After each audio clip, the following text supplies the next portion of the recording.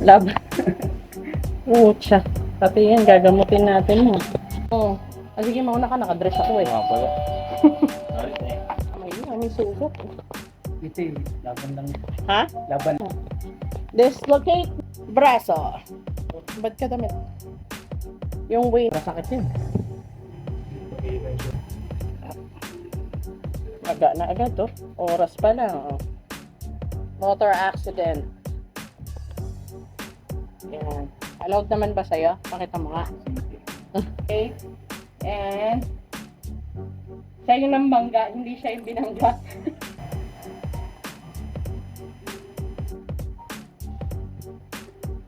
Lipit, ano dati?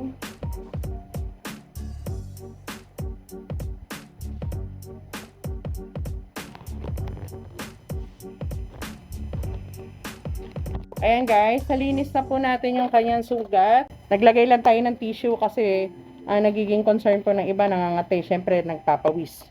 Ganon din sa kabilang kamay niya. Yan, braso niya, nagamot na natin. Nag-less ba yung pain? Yung susunod niyan, recovery stage na.